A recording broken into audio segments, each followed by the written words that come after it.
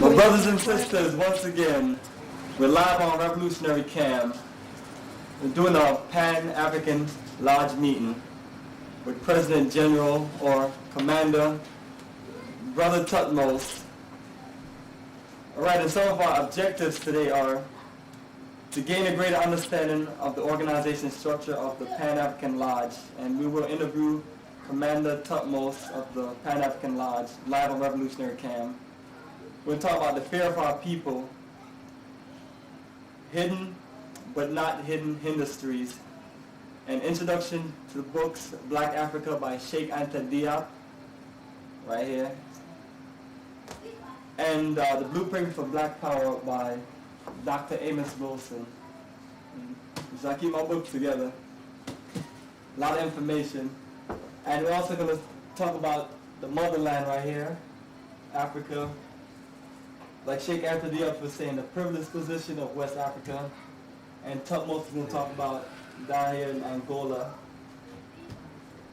And let me bring on Brother Thutmose. Black Power, brother. Black Power. That's what's going to do it right there.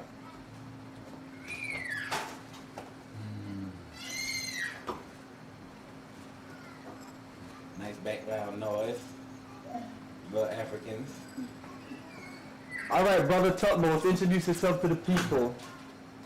My name is Brother Thutmose Sankara, the commander of the Pan-African Lodge. And today we're going to disseminate some industrial and technical information to you. For these are the things of nationhood.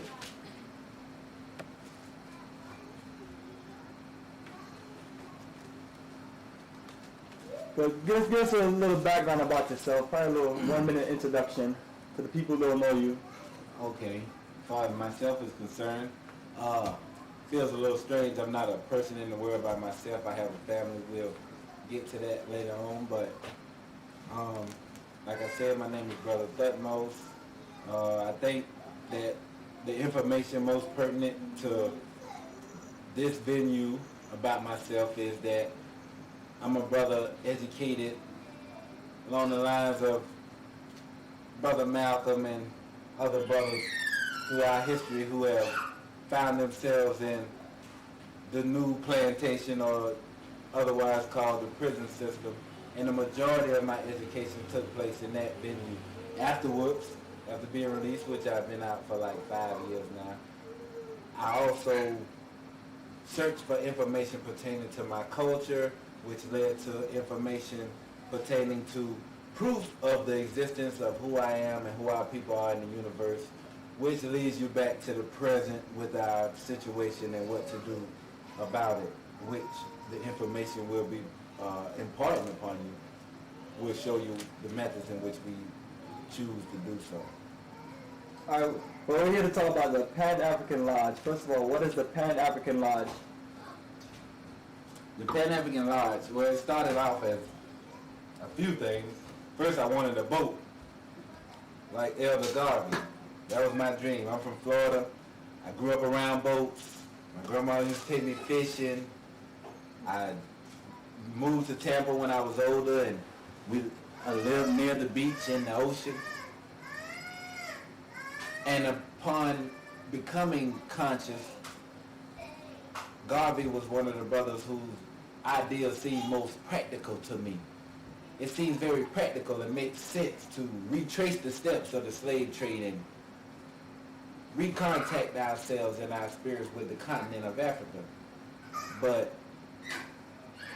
what I ended up with was simply two things: an aid organization strictly for people of African descent throughout the diaspora, and number two, a scientific research and development foundation dedicated to sustainable industry, whereby we could take the advantages we have as African Americans living in the greatest technical and industrial nation in the earth, and take some of the information that we are able to get from the internet, the library and various sources here to make contact with our people where they are in the diaspora around the natural resources that the rest of the world is competing for. It seems as though we as African Americans have found ourselves in the position of being the Africans with the most access to technical and industrial information, and we know from the revolution of the 60s that political independence wasn't different from industrial independence. All the white man did was say, come on in, you could be the president, you could fly the plane, you could take all the pictures, but we own the mine, we own the harbor, we own the industry. So we continue to starve and be destitute as a people while we have these few figures. You mentioned the Blueprint for Black Power. Brother Amos Wilson stated very clearly I believe this was on Blueprint for Black Power, the speech. He said that one of the characteristics of bourgeois rule is that somehow these few examples of our people, we're supposed to live vicariously through them while we still starve on the street. So the practicum, when you get past recontacting your history, when you get past the spiritual experience of being an African, you got to have those things. You know, you can't know who you are in the world without the knowledge of self. But beyond that, there's the knowledge of who we are in the world today, how it's run, who is running it, and the exact steps needed to get to the place where we can be in that position. So, I figured that through an aid agency and a scientific and industrial research and development foundation, we could first of all plug the gap in the places where it's needed, like now, like Haiti. And on the other hand, those countries throughout the diaspora of African populations such as Cuba, as we mentioned, Haiti, several countries on the continent such as Angola, Zambia, Zimbabwe, and Mozambique, Ghana, Nigeria. The whole continent. The only way to institute a program that can kick the white man out and not starve ourselves to death, but come out on the other side as a stronger and productive people, is to interject ourselves as a technical class. A technical class to handle all of the industry that is connected with the resources of our continent. Now, that's a big job. But there are basic things that you can do. You know, people, like Dr. Clark said, you know people have to eat. You know people have to be clothed. You know they have to have a roof over their head. So you key in on these basic things. Now, when you mention something like that, the first thing that comes to your mind is the immenseness of that task. How it seems like other people are basically responsible for that. But we must realize that nobody else is going to do it for us. And the time is fast approaching whereby which those of us who aren't able to do it for ourselves will find that we will no longer have a place on this earth. So what's going to happen to us if we don't pack up and build a nation for ourselves in Africa and kick these devils out? The same thing happened to the Tasmanians. The same thing happened to the Caribs. What kind of force do you think they're gonna come with us?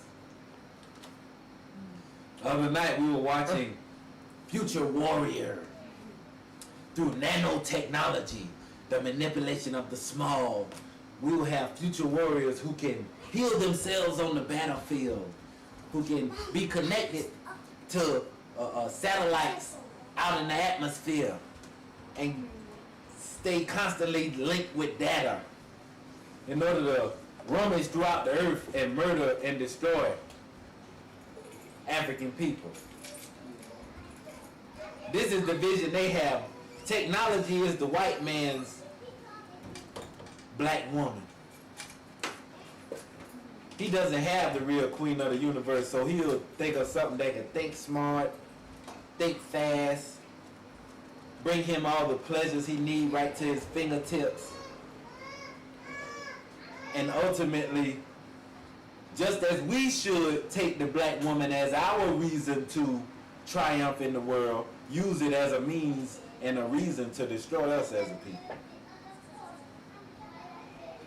So what I don't know, I can't see any particular thing. They come here with tanks, more injections, more propaganda. All of it. I mean, it's going on now. It's not like railroads. It's not like you have. It's a thing that isn't happening. It is happening. Camps. So you can see it now with the AIDS virus, The project system. the project system. But there's That's a long time ago, but the penitentiary system, more and more also getting caught up in the system. well, all of those things like the projects and prison, those things have been in place. What you can say that is now new that makes it a Holocaust beyond what has already been happening is the constant police murders. Nothing affects, I mean, as a chairman of the New Black Panther Party in Atlanta's chapter, nothing affected me more than to go to a mother's house after her son has been murdered. Because it's like, you know how African women are, they do their best to be polite no matter what the circumstance. And although outside of this venue, if I tried to speak to her about the Pan-African Lodge in a conscious manner, she probably would not be receptive to it. But in this instance, you could make a few points if you don't, overstep your boundaries. And the one thing that I would always want to know was that, did he understand that from where we are as a people now in 2000, after 40 years of dealing with the white man from a so-called liberated venue, did he believe that that type of thing could never happen to him? Or was he aware of that danger?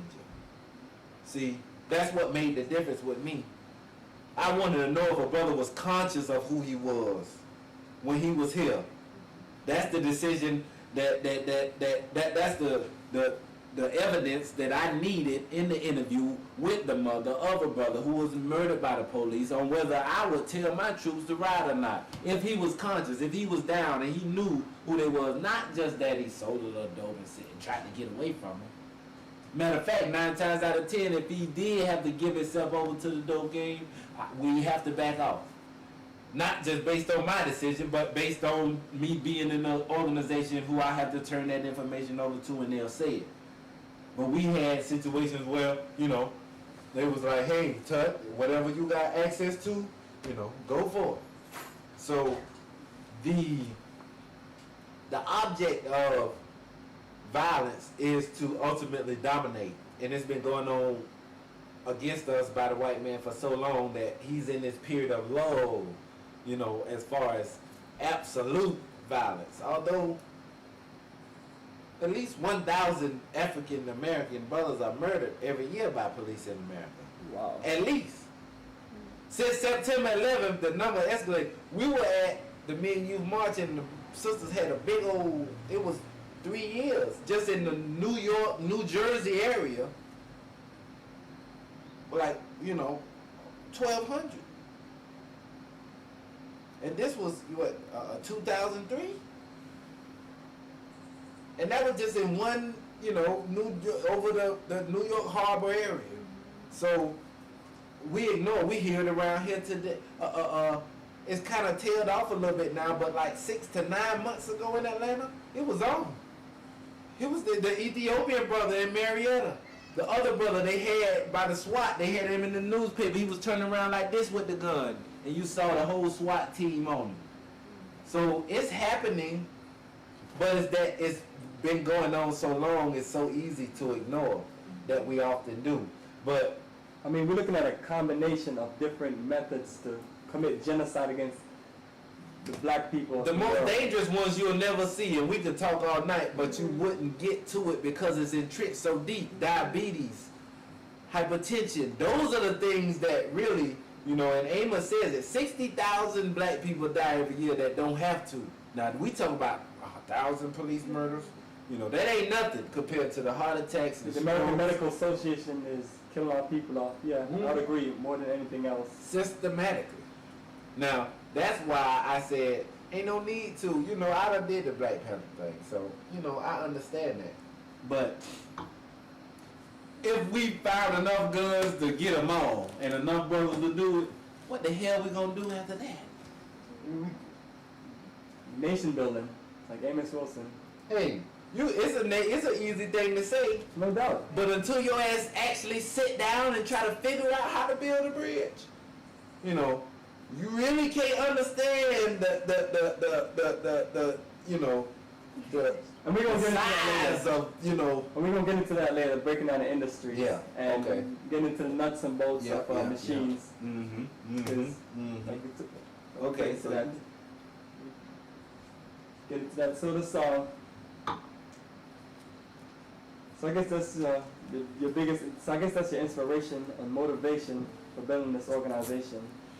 my prison experience, just no doubt. I mean, I could have easily, you know what I'm saying? I could have, I could have been riding down the street with me some rims, you know, or across the wall playing me some good hoop for the white man, jumping up and down like a monkey, put a brown bladder in the hole, you know. All right, so let's get into the startup structure of the Pan-African Lodge. Okay. So this, All right. Off camera, you were just mentioning while we were having some light conversation. Yeah. Why you shouldn't follow anybody who doesn't dance. Why do you say that? What's the? Well, I mean, it's just the idea of soul, you know. Black people are people of soul and rhythm, you know. And so if we're using anything to measure the degree to which a person's negritude or Africanness is concerned, then dancing definitely has to be one of those things. So if a person was truly an African person, someone you should follow then, with dancing and the rhythm of the universe being so much a part of our culture, I don't think that a person who was a true African and a leader could miss being a good dancer.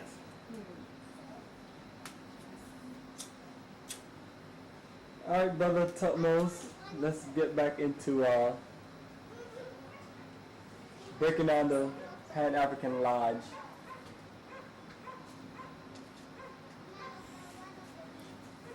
Okay, and you also said that the lodge was an aid organization and a research foundation.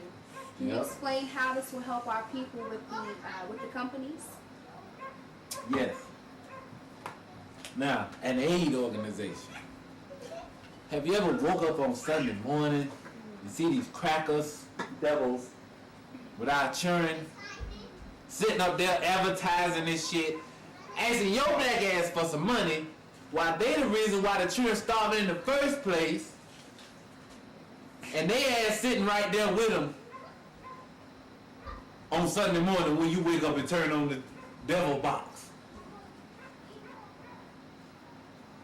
So, I mean, I said, you know, I want to do something. I want to have two aspects covered with this organizational effort. I want to be able to do something in the here, right now, when I hear it on the TV, have something to the side where we can just go.